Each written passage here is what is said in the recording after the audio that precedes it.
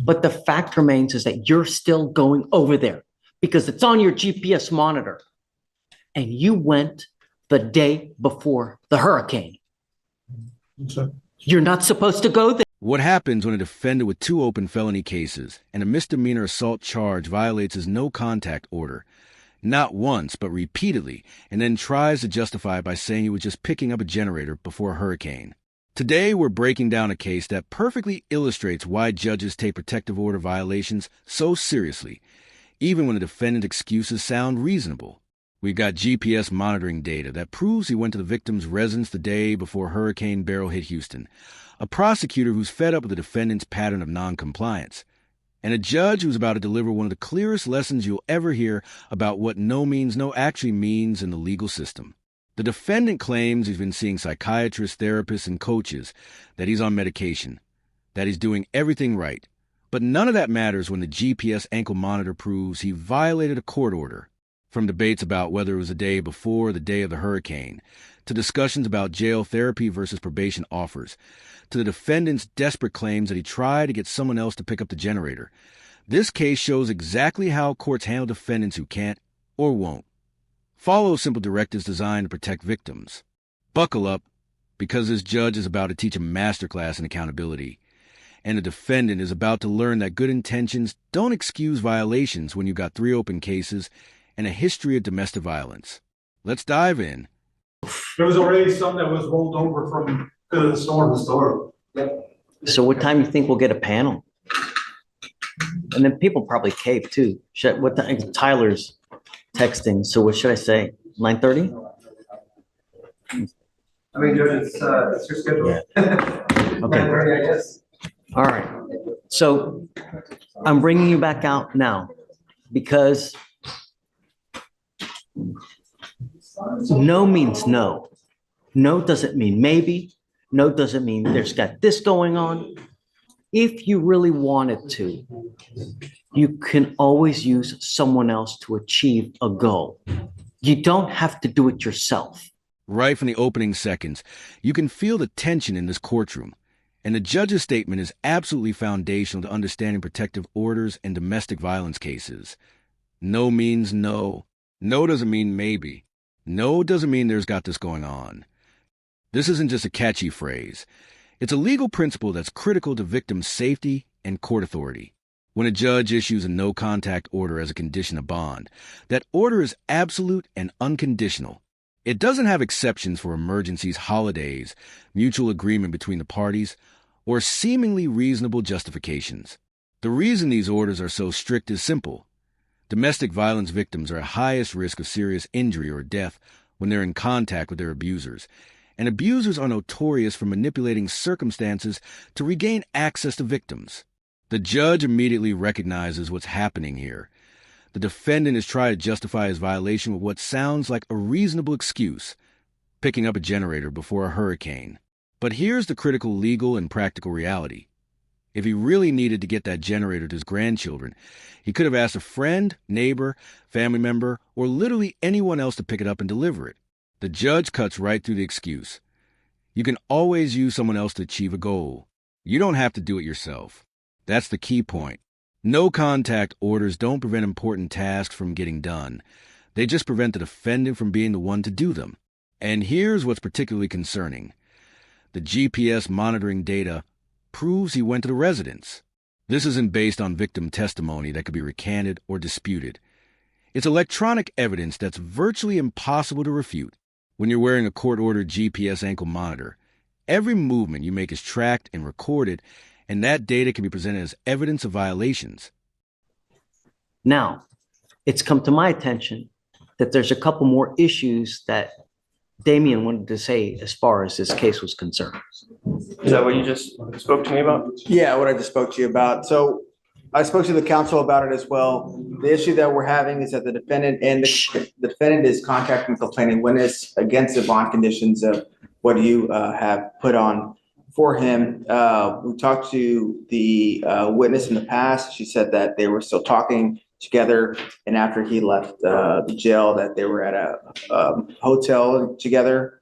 Also, recently, Logan, the ADA here, had a conversation with the witness who said about 2 weeks ago, Trish called Cynthia. Trish was walking barefoot after defendant covered her mouth. Now we're learning that this isn't just about a single GPS violation.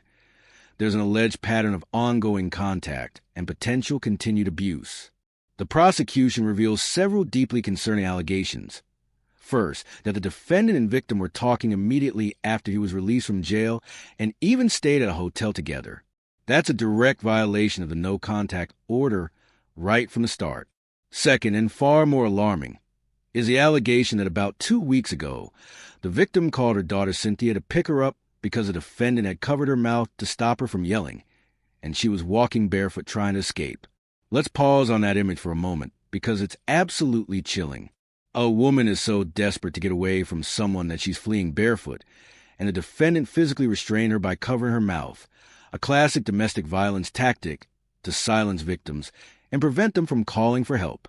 If this allegation is true, it means the defendant isn't just violating no-contact orders. He's potentially committing new acts of violence and intimidation. This is exactly why protective orders exist and why violations are taken so seriously. The whole point of separating the parties is to prevent exactly this kind of escalating behavior. What makes this particularly complex is that we're dealing with family dynamics here. Trish is the victim and mother. Cynthia is her daughter, and the defendant is the father. These interfamily cases are notoriously difficult because victims often recant. Family members give conflicting statements to protect one parent or the other, and there are powerful emotional and financial pressures to minimize the violence and maintain family unity. The prosecutor mentioned speaking with the daughter, who apparently gave information suggesting ongoing contact and a recent violent incident.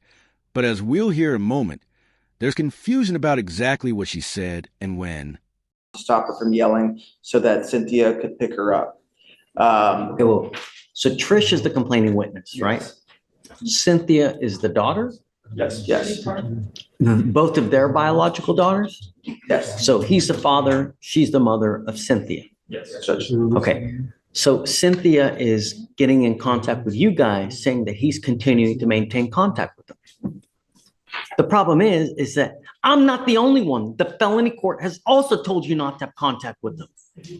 So, She also said the defendant had no contact with the complaining witness since right after he got out of jail the first time. So it seems like she's going back and forth on the situation. we approached first, and then you asked Logan to go out and call for clarification. So when he went out and called for clarification, he came back in and he said that she told him that that Trish was not there whenever he came over, and that he has not had contact with Trish since he got out of jail.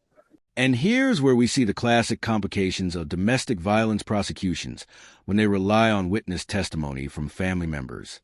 The daughter, Cynthia, apparently gave conflicting information, first suggesting there was ongoing contact and a recent violent incident, but then later clarifying that her mother, Trish, wasn't present when the defendant came over and that there's been no contact since he got out of jail. This kind of back and forth is incredibly common in domestic violence cases for several reasons. First, family members may feel pressure from both parents not to take sides or provide information that could result in incarceration. Second, victims themselves often instruct their children or other relatives to minimize or recant allegations because they don't want their partner jailed. They need financial support, or they're still emotionally attached despite the abuse. Third, there may be genuine confusion about what constitutes contact. Does being at the same residence but not speaking count? Does communicating through third parties count? The prosecutor acknowledges this confusion, noting that Cynthia seems like she's going back and forth on the situation. An ADA named Logan apparently went out to call Cynthia for clarification and came back reporting that she said Trish wasn't there when the defendant came over and there's been no contact since his release. But here's the critical point the judge is about to make. Regardless of whether there was direct contact with the victim, the GPS data proves the defendant went to residence, and that alone is a violation. You don't have to actually see or speak to a protected person to violate a stay-away order. Just go to their residence or workplace is enough. The judge is cutting through all the he said, she said witness testimony and focusing on the one piece of evidence that can't be disputed, electronic monitoring data. So, and Logan emailed that to me to show me what it is that went on in that conversation. So that's the notes that I have, is that the daughter said no contact. All I have here is a bunch of he said, she said, right? But the fact remains is that you're still going over there because it's on your GPS monitor. And you went the day before the hurricane. Sir. You're not supposed to go there. Oh, it was the day of the hurricane. Yes, sir. That was the day before. No, the day before was on the 7th. At least that's what they're saying. That's on the GPS device. That hurricane came that night. You were not supposed to go over there. This is the moment where the judge cuts through all the noise and focuses on what's provable. All I have here is a bunch of he said, she said, but the fact remains you're still going over there because it's on your GPS monitor. That's brilliant judicial reasoning. Witness testimony in domestic violence cases is notoriously unreliable because victims recant, family members give conflicting statements, and memories fade or change under pressure. But GPS monitoring data doesn't lie, doesn't forget, and doesn't change its story based on emotional pressure or threats. The device recorded that the defendant went to protected residence, and that's an objective, verifiable fact. Now, there's a debate about whether it was the day before the hurricane or the day of.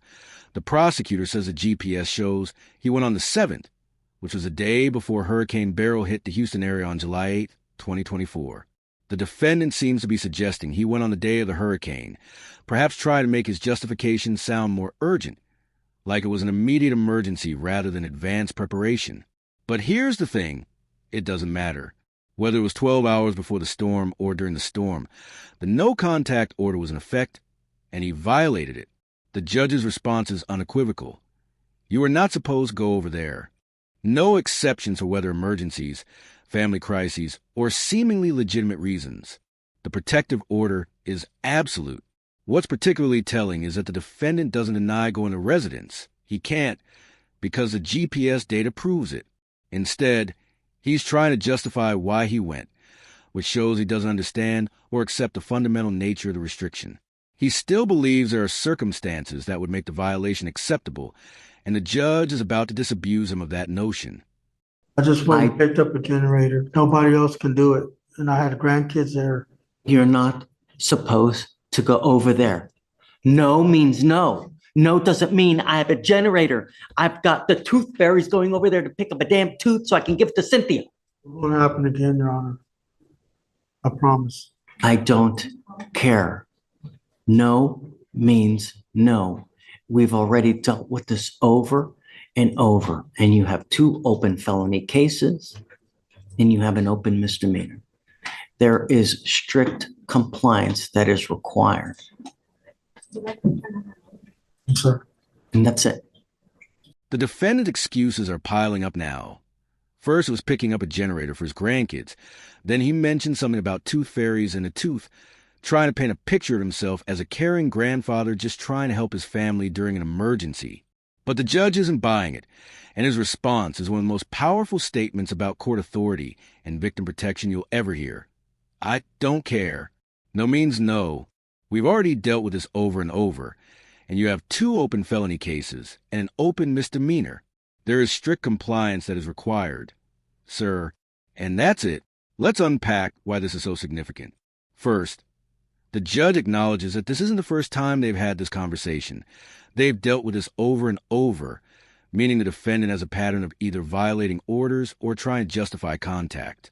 Second, the judge emphasizes that the defendant has 2 open felony cases and an open misdemeanor.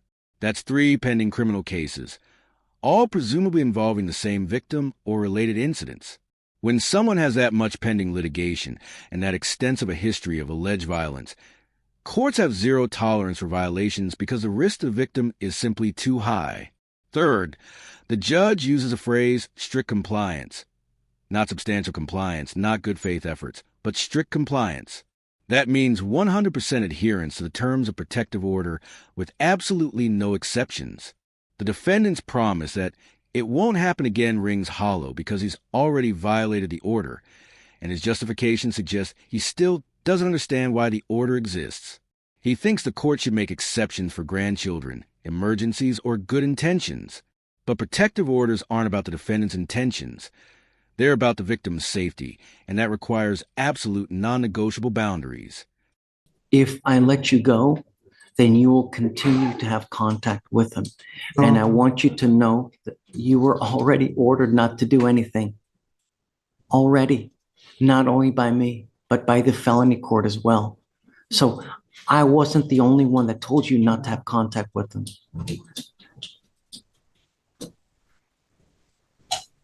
It's all in the same case, Your Honor, and I haven't been around Trish at all.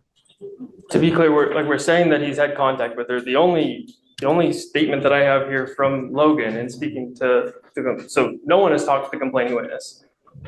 The daughter, Cynthia, said that they have not spoken to each other, that she was not there when he went over. I get he was not supposed to be there, just making sure that we're clear on what it is that happened. The defense attorney tries to clarify that there's no evidence of direct contact with the victim, Trish. The daughter said they haven't spoken, and Trish wasn't there when the defendant went to the residence. That's an important legal distinction because it potentially affects what charge could be filed. If he had direct contact with Trish, that would be a clear violation of a protective order and could result in felony charges depending on the circumstances. If he only went to the residence but didn't have contact with her, it's still a violation of bond conditions but might not constitute a separate criminal offense. But here's where the judge's position is so important. I get he was not supposed to be there. The defense is essentially saying he violated the order, but it's not as bad as you think because he didn't actually see or speak to the victim. But from the court's perspective, that's a distinction without a meaningful difference. The protective order exists to keep the defendant away from the victim, and go to her residence, whether she's there or not, defeats that purpose. It creates opportunities for contact. It demonstrates that the defendant doesn't respect court orders, and it signals to the victim that she's not safe because he's willing to come to her home despite legal prohibitions. The judge's concern isn't just about what happened on this one occasion. It's about the pattern of behavior and what it predicts about future compliance. If the defendant is willing to violate the order for what he considers a good reason today, he'll violate it again for another good reason tomorrow. That's why the judge is emphasizing that strict compliance is required. No exceptions, no justifications, no special circumstances. So I understand. The fact remains is that he's still going over there. And I have a problem with that when you have two open felony cases and a misdemeanor assault against this person. You know, you scare me. You truly do. And I want you to understand that I mean business. And the only way is by putting you in jail. Because if I don't, then I'm enabling this behavior and I'm telling you that it's okay for you to do it, and it's not. I've been seeing a psychiatrist, therapist, and a coach. And it's still not working. Yes, it is, Your Honor. They've had me on medication. I've been doing everything I'm supposed to do and staying out of trouble. This is the heart of the judge's decision. It reveals something profound about judicial philosophy and domestic violence intervention. You scare me. You truly do. I want you to understand that I mean business. And the only way is by putting you in jail. Because if I don't, then I'm enabling this behavior and telling you it's okay to do it, and it's not. The judge isn't being cruel or arbitrary. He's recognizing that this defendant represents a genuine danger, and allowing him to remain free after violating protective orders would send exactly the wrong message. The defendant immediately responds that he's been seeing a psychiatrist, therapist, and coach, that he's on medication, and that he's doing everything he's supposed to do. And to his credit, those are positive steps that show some level of engagement with treatment. But here's the critical point the judge is making. All of that is meaningless if you're still violating court orders. Mental health treatment is important, but it doesn't give you a free pass to ignore legal restrictions designed to protect victims. The judge's statement that he's enabling this behavior if he doesn't impose consequences is exactly right from a behavioral psychology standpoint. If violations don't result in meaningful punishment, the defendant learns that the orders are suggestions rather than requirements. What follows is a fascinating discussion between the judge and the attorneys about how to handle this. The defense points out that the defendant has no prior criminal history, that his risk assessment score is low, and that the felony and misdemeanor cases all arise from the same incident, so it's not a pattern of ongoing violence. The prosecution acknowledges there are negotiations to resolve all the cases with probation offer. The judge ultimately decides on what he calls jail therapy, keeping the defendant in custody for a few days to make sure he understands the seriousness of the situation, with a plan to bring him back Friday to potentially release him. The judge explains his reasoning brilliantly. The fear of not knowing when you're going to get out is the worst. It sucks, it's awful, and hopefully that'll be enough. That uncertainty, that loss of control, that experience of incarceration, even for a short period. That's what the judge hopes will finally drive home the message that protective orders must be followed absolutely. This case perfectly illustrates the challenges courts face in domestic violence cases, balancing victim safety against defendants' rights, determining appropriate consequences for violations, and try and prevent future violence through a combination of punishment, treatment, and close supervision. The defendant isn't a monster. He's someone with mental health issues who's engaged in treatment but still can't seem to respect boundaries. The victim apparently still has some contact or connection with him based on conflicting witness statements. And the system is trying to navigate between incarceration and rehabilitation while keeping everyone safe. So what do you think? Did the judge make the right call by imposing jail time for this violation, or should he have given more weight to the defendant's mental health treatment and lack of prior history? When someone violates a protective order for what seems like a legitimate emergency reason, should courts make exceptions, or does that undermine the entire purpose of the order? And how should the justice system handle cases where victims don't want to cooperate with prosecution, but there's clear evidence of violence? Drop your thoughts in the comments. These are complex issues without easy answers, and I genuinely want to hear different perspectives. If you found this breakdown as thought-provoking as we did, make sure to hit that like button, share this video with anyone interested in domestic violence law, protective orders, and how courts actually handle violations. And don't forget to subscribe for more in-depth courtroom analysis where we break down real cases, explain the legal reasoning, show you the human complexities behind the charges, and give you insider perspective on how the justice system really works. We got more incredible cases coming your way, and trust me, you won't want to miss them. Thanks for watching, stay safe, and I'll see you in the next one.